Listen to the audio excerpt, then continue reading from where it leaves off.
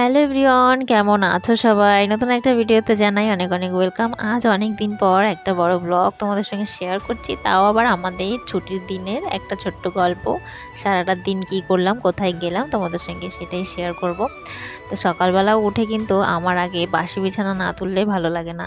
তো বাসি বিছানা তুলে নিয়েছি, বিছানাটাকে ভালোভাবে গুছিয়ে নিয়েছি।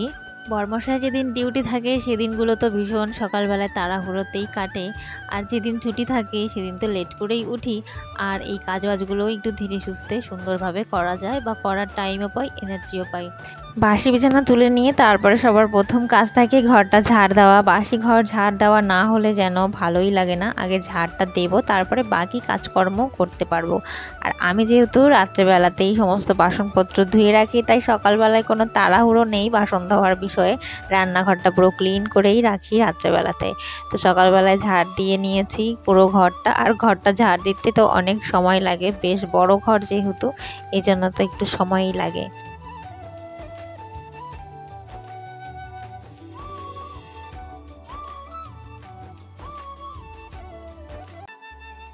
সমস্ত ঘর ঝাড়ু দেওয়া হয়ে গেছে। নোংরাটাকে একদম গ্যালারির সাইডেই রাখতে হয়, কারণ পরে যখন নোংরা ক্লিন করতে আসে তখন পরিষ্কার করে নিয়ে যায়। আর আমি এদিকে দরজার সামনে একটু জল ছিটা দিয়ে দিয়েছি। আর বাইরের ওয়েদারটা দেখছি বেশ মেঘলা মেঘলা হতে হতে বৃষ্টিও একটু হলো। আর ওয়েদারটা বেশ ভালোই লাগছে, ঠান্ডা ঠান্ডা হালকা হাওয়া হাওয়া আছে।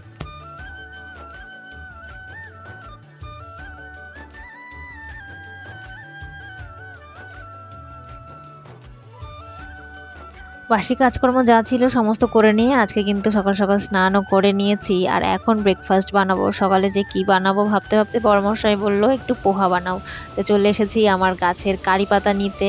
এই গাছটা ছোট্ট একটু গাছ, আমার বাড়ি থেকে নিয়ে এসেছিলাম, মানে হাবড়া থেকে এনে এখানে লাগিয়েছি। আর গাছটা দেখতে দেখতে বেশ বড় হয়ে গেছে। একটা বেশ মানে ভালো পাতা দেখে ছিঁড়ে নিলাম।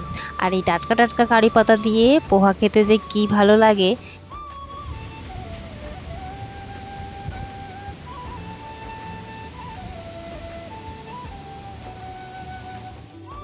পোহাতে অনেক সবজিও দিই আমি, কিন্তু আজকে কোনো সবজি দেবো না, শুধু বাদাম কিশমিশ পেঁয়াজ দিয়েই করব। আর এটা খেতে যেমন ভালো লাগে, বানাতেও বেশি একটা সময় লাগে না। আর আমাদের এটা প্রায়ই খাওয়া হয়, বড়মশাই ভীষণ পছন্দও করে। আর এই পোহাটা খেলে তো পেটটা অনেক সময় ভরাই থাকে।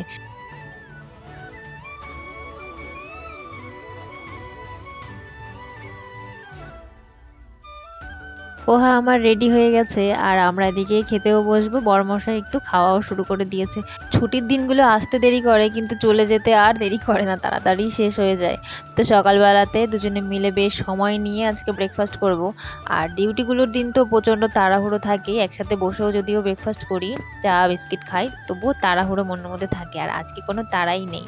আর দুজনে বেশ গল্প করতে করতে আমাদের ব্রেকফাস্টটাও করে নিচ্ছি। আর আলাদা করে আমরা নিয়ে নিই ব্রেকফাস্ট, একটা বাটির মধ্যেই নিয়ে নিয়েছি।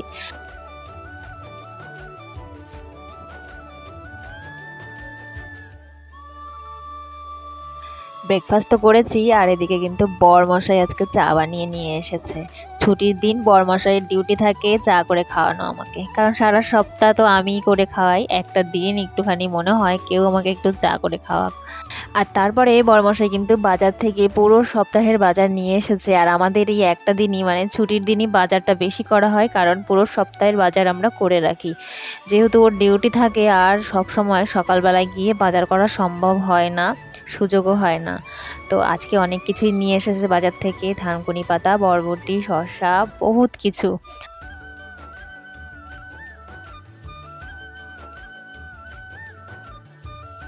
আজ এনেছে কিন্তু বাজার থেকে মাছ, আর আজকে রান্না করব মাছ, আর সেই সাথে কিছু ভাজা করব সবজি। বেগুন ভাজবো, পটল ভাজবো। তো বেগুন কাটতে কাটতে একটা বেগুনের মধ্যে বেশ পোকা দেখা গেল, তাই আমি ওটা রেখে দিলাম সাইডে। আর এই কচি কচি পটল ভাজা খেতে যে কি ভালো লাগে। সব সবজি করে নিয়েছি রেডি। আর রান্না বান্না প্রায় কমপ্লিট হয়ে গেছে, আর তার অনেকক্ষণ পর এখন আমরা খেতে বসবো।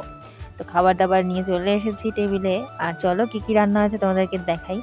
এদিকে রান্না হয়েছে যে একটু শুক্তো সবজি দিয়ে, আর এদিকে ইলিশ মাছ দিয়ে কাঁচকলা আর ভাজা। আর সেই সাথে একটা করে মাছ ভাজাও আছে, আর আমি কিন্তু সাথে একটা শুকনো লঙ্কা ভাজাও নিয়েছি, ইচ্ছা করলো খেতে। তাই খাওয়া দাওয়া সেরে একটু সময় রেস্ট নিয়েছিলাম। আর বরমশাই বলল চলো আজকে একটু আশ্রম থেকে ঘুরে আসি, অনেকদিন থেকেই আমি বলছিলাম যে একটু আশ্রমে যেতে ইচ্ছা করছে।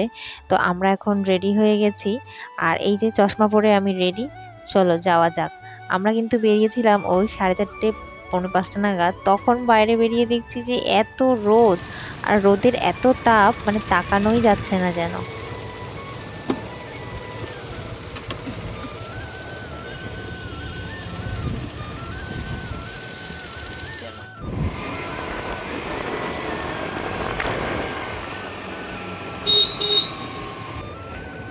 এই হেলমেট দরকার ছিল।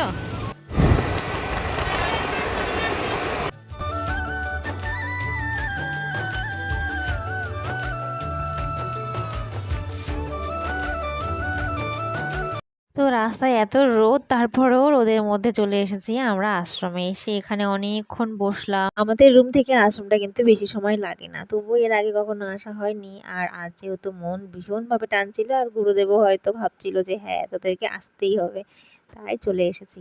আর আশ্রমে এসে বেশক্ষণ আমরা দুজন বসেছিলাম গুরুদেবের সামনে। আশ্রমে ঢোকার সঙ্গে সঙ্গেই যেন একটা শান্ত পরিবেশের মধ্যে নতুন একটা জগতে মনে হয় চলে এলাম, এমন সুন্দর লাগে। মানে কোথাও কোনো সারা শব্দ চিল্লাচিল্লি নেই, একদম ঠান্ডা শান্ত পরিবেশ। আর এই পরিবেশে সময় কাটাতে তো ভীষণই ভালো লাগে। তবে বাচ্চারা এখানে একটু খেলাধুলাও করছিল, যেহেতু ছাত্রাবাস রয়েছে আশ্রমের মধ্যে, সেই জন্য বাচ্চারা বিকালবেলায় এই যে খেলছে। আর আমাদের কাজ থাকে আমাদের মনে, সেটা হলো এই যে গাছ নেওয়া বা গাছের বীজ নেওয়া। আমার বরমশাই কিন্তু বসে পড়েছে গাছের বীজ নেওয়ার জন্য। তো এখান থেকেও আবার বীজ কালেক্ট করে নিয়েছি আমরা। মানে যেখানেই যাই গাছ চাই।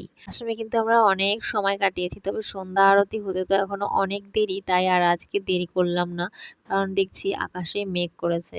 তো আমরা এখন যাচ্ছি আমাদের রুমের দিকে, তবে তার আগে একটা সুন্দর জায়গায় যাব আবারও। তো এর পরের ভিডিওতে সেটা তোমাদেরকে দেখাবো অবশ্যই। আর আকাশের মেঘটা তোমরা দেখতে পাচ্ছ, বিকালের এই আকাশটা দেখতে তো ভালো লাগে, তবে এখনই মনে হচ্ছে বৃষ্টি নামবে।